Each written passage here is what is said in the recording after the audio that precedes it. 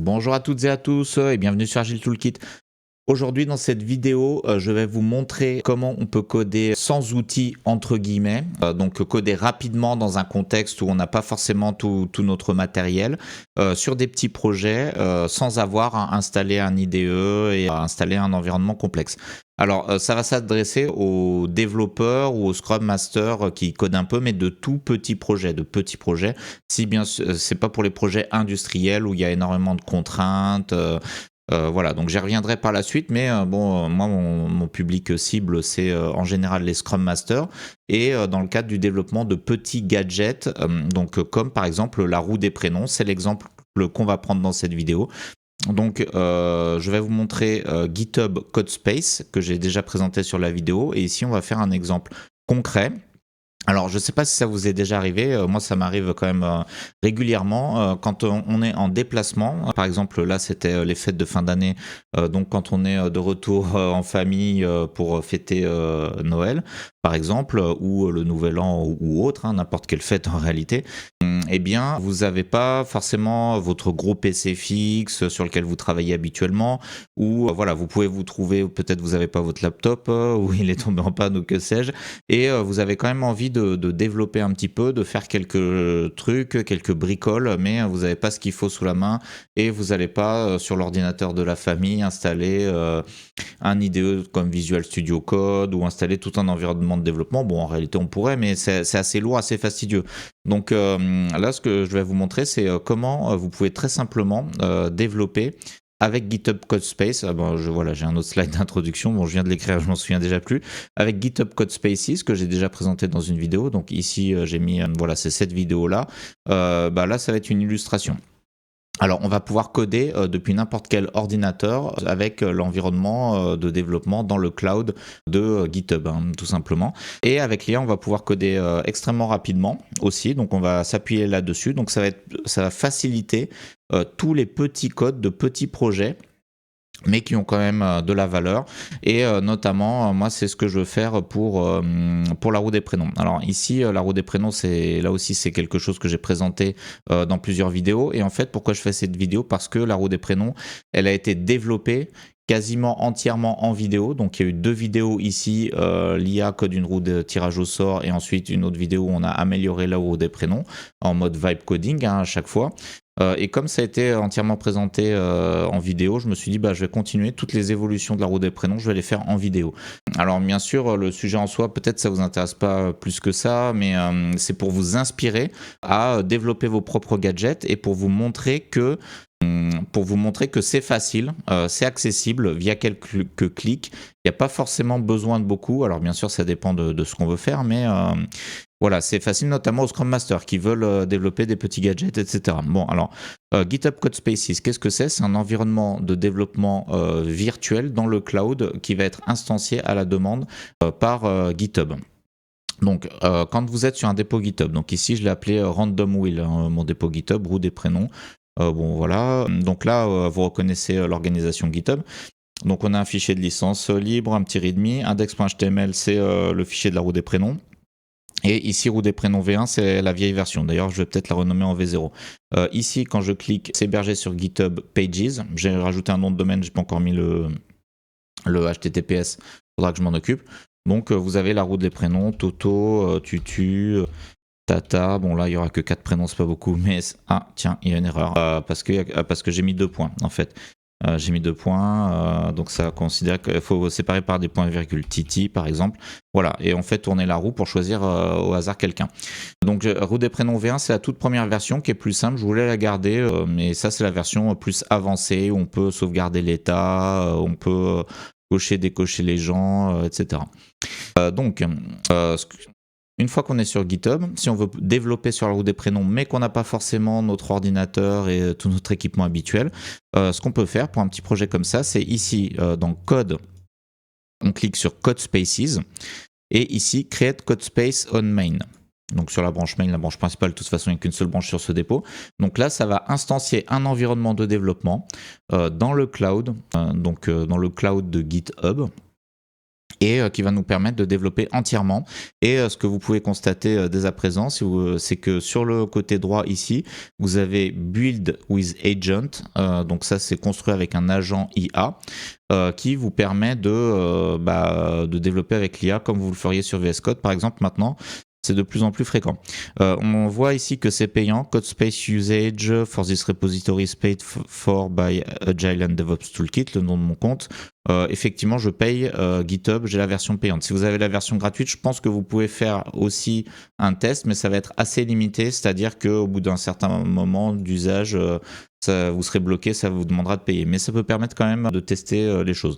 En tout cas, si vous voulez tester sans payer, vous avez cette vidéo, c'est aussi pour ça que je fais ça. Donc là, on va faire quelques petits développements d'illustration et puis tous les développements de la roue des prénoms, je pense que je les ferai en vidéo. Voilà, ça fera une petite expérience à partager avec vous. Alors, je me suis créé un petit conducteur, donc créer le code space, ça c'est fait. Tiens, on va rayer le texte. Ajouter des images dans le dépôt. Voilà, donc je voulais, au départ, mon idée de base, c'était de rajouter dans le README des liens vers les vidéos YouTube qui m'ont permis de développer cette application. Donc on va le faire ici, on va rajouter par exemple, on va le rajouter en bas, voilà, juste au-dessus de licence, ou peut-être au-dessus, non, dans présentation. Voilà, dans présentation, on va rajouter des liens vers les vidéos.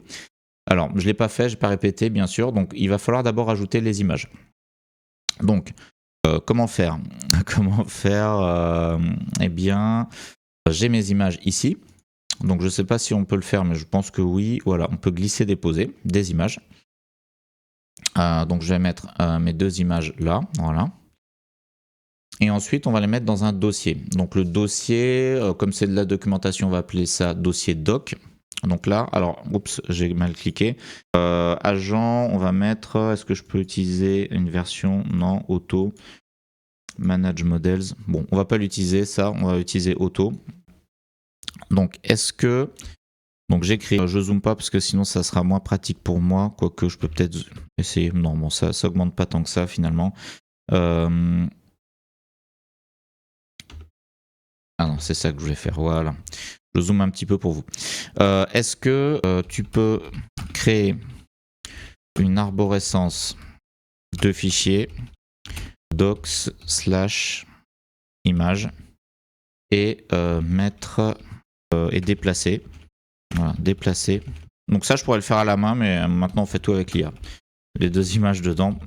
Est-ce que c'est plus rapide? Là, j'en suis pas sûr.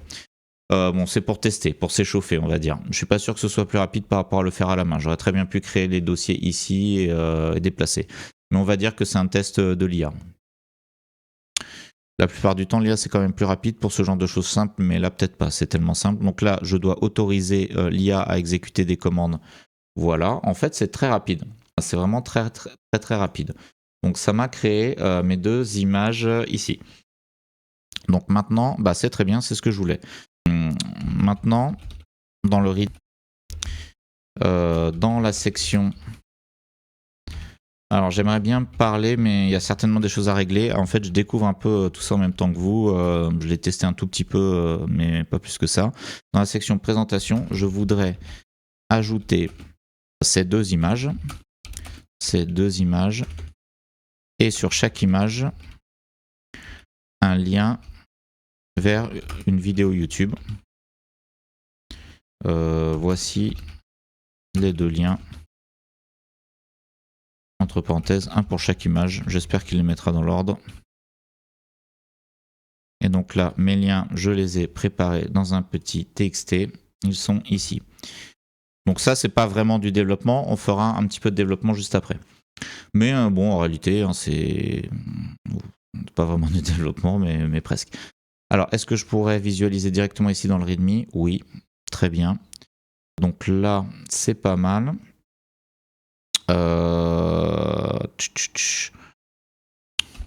Peux-tu faire les images plus petites et côte à côte? Voilà. En plus, on voit que c'est cliquable ici.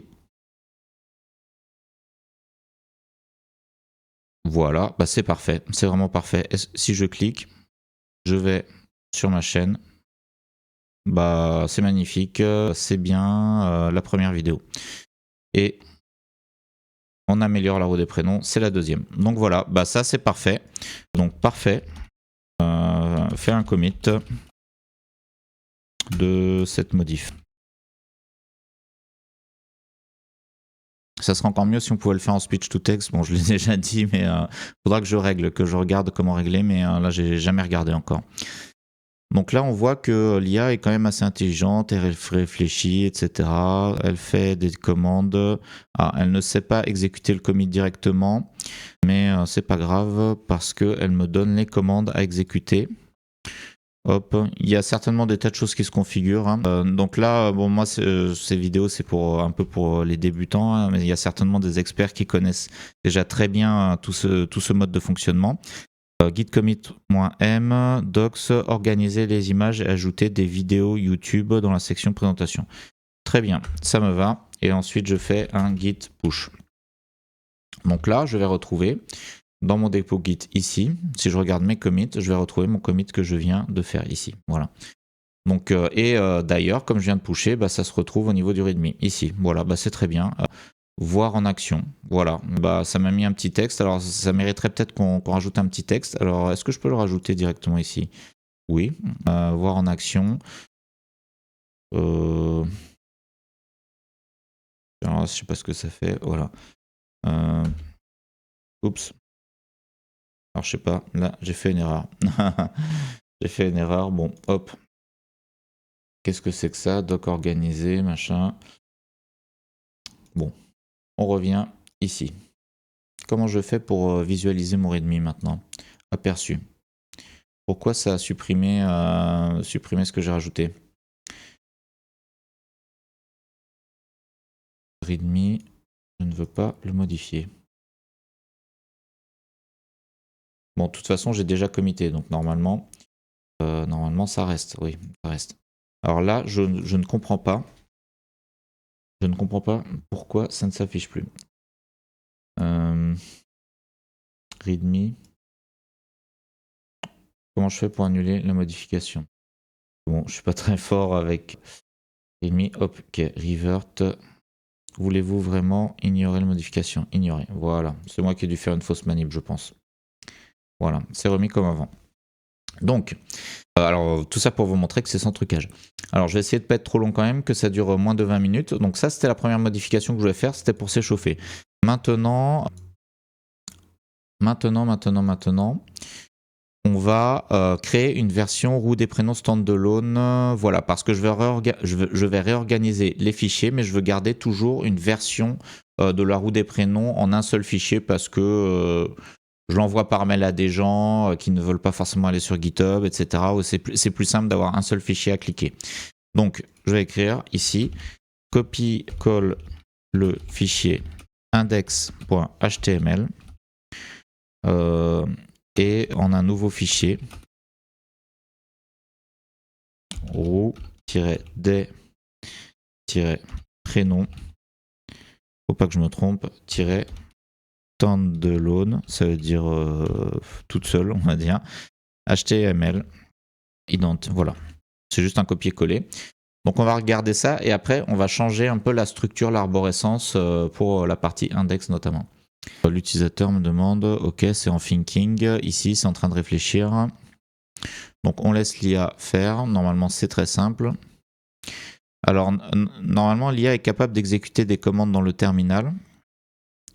Elle demande parfois l'autorisation et parfois c'est pas possible et donc voilà, parfait, j'ai créé. Bah là, c'est possible. Et donc, quand c'est pas possible, elle demande elle nous donne les commandes pour le faire. Voilà, conserver. Donc, j'espère que ça va fonctionner. J'imagine que c'est la même chose. Bon, on va pas vérifier. Est-ce qu'on vérifie Non, on va pas vérifier parce que ça prendra trop de temps. Donc, je fais un commit. Voilà. Donc on va lui demander de faire un commit et ensuite on va séparer le CSS de index.html. Donc, mais je veux quand même toujours garder un fichier où il y a tout dedans. Je rencontre un problème technique. Alors je sais pas pourquoi les commits c'est ça marche pas. Les commandes Git, ça ne marche pas. Donc là, fit, ajouter, roue des prénoms standalone, voilà. Entre parenthèses, version en un seul fichier, ça moi je rajoute, donc on peut rajouter, il faut toujours relire ce que fait l'IA, bon même si j'ai dit juste avant que je relisais pas. Version en un seul fichier indépendant pour échange simple, voilà. Bon, on avait déjà une version en un seul fichier sous la forme d'index.html, mais maintenant ça va plus être aussi simple. Maintenant, pour index.html, je veux extraire le CSS de ce fichier et mettre le CSS dans un dossier style, voilà, qui contient un fichier CSS qui va s'appeler default.css. CSS, faut mettre une majuscule ou pas? Je crois pas. Voilà. Donc, alors pourquoi je fais ça? Parce que pour ma roue des prénoms, dans le site, je veux pouvoir gérer plusieurs styles différents. Un style pour Noël, un style pour les vacances d'été, etc. Donc pour ça, le plus logique, ça serait d'avoir plusieurs fichiers CSS. Comme ça. Donc c'est pour ça que j'extrais le CSS. Et voilà. Donc là, on a ici le style qui est supprimé, ici, qui est remplacé par un lien vers style/default.css. Donc je conserve. Et donc là, maintenant, je veux visualiser. Peux-tu servir le site pour que je vois le résultat? On va mettre ça comme ça. Peux-tu servir le site? Parce que dans cet environnement de développement, on peut aussi déployer sur un mini serveur web pour que je visualise le résultat. Parce que là, bien sûr, tant qu'on n'a pas commité, c'est pas vraiment visible. Et quand on commit, ça va déployer. Bon, on le verra juste après d'ailleurs. Ça va déployer automatiquement sur GitHub Pages parce que je l'ai configuré comme ça. Voilà, donc là, ça nous propose une petite commande de serveur web. Donc je la lance. Donc c'est vraiment super, hein, c'est super pratique. Donc ça, voilà, ouvrir dans un navigateur. Donc ça va m'ouvrir un mini serveur web où j'ai ma roue des prénoms. Donc là, on va mettre différents prénoms A, B, C, D, E, F. Voilà, c'est des prénoms très simples. Créer la roue. Donc on voit que la roue fonctionne toujours.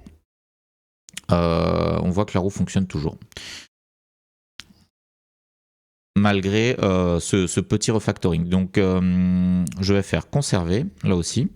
Fais un commit. Hop. Alors est-ce qu'on pourrait changer quelque chose sur la roue des prénoms pour que ça soit visuel? Bon, non, la vidéo dure trop longtemps, donc on va rien changer pour l'instant. Donc on a bientôt fini. Donc tout ça dans un IDE, j'ai rien préparé dans un IDE qui est dans un onglet. Donc on pourrait avoir voilà, on pourrait avoir même un projet plus complexe que ça. Donc là pour les commits, ça peut pas le faire tout seul. Je peux lui dire de mettre ça dans le terminal directement. Est-ce que ça fait le commit? Non, parce que ça, là on est sur le serveur. Donc on va mettre... Bon, comment on fait? Terminal. Est-ce qu'on peut ajouter un nouveau terminal? Oui.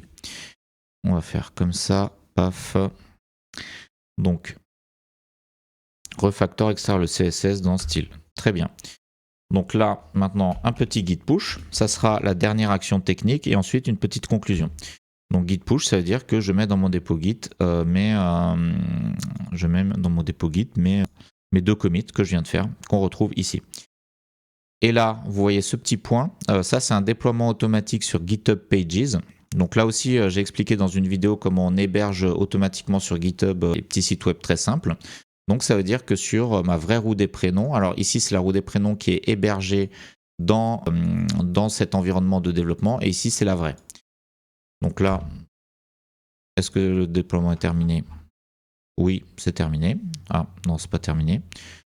Pourquoi? Il y a encore quelque chose. Cleaning, ok, bon, très bien.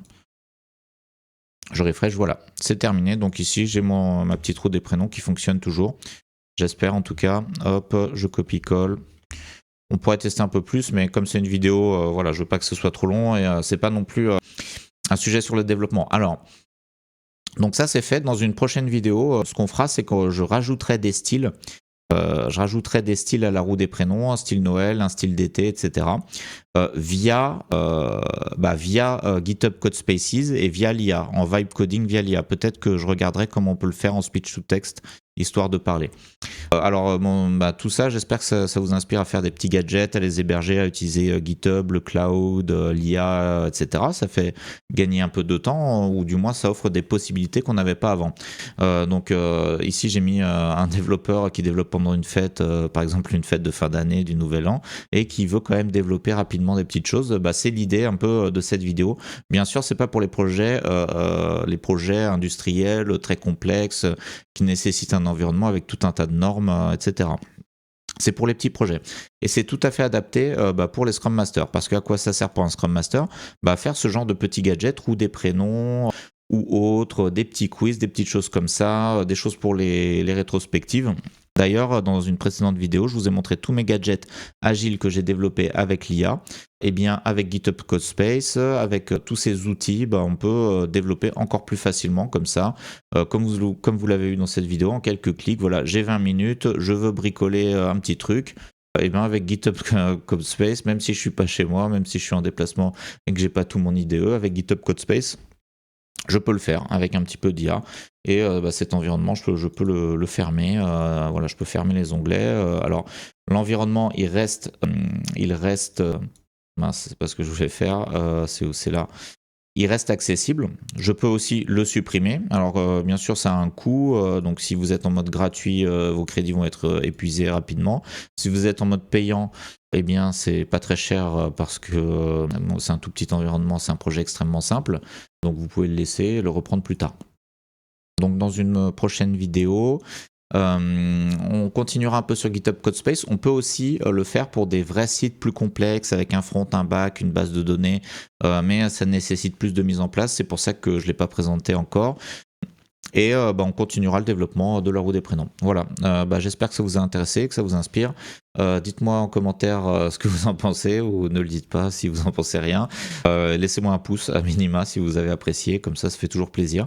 En tout cas, moi je vous remercie pour votre attention et je vous dis à très bientôt pour de prochaines vidéos.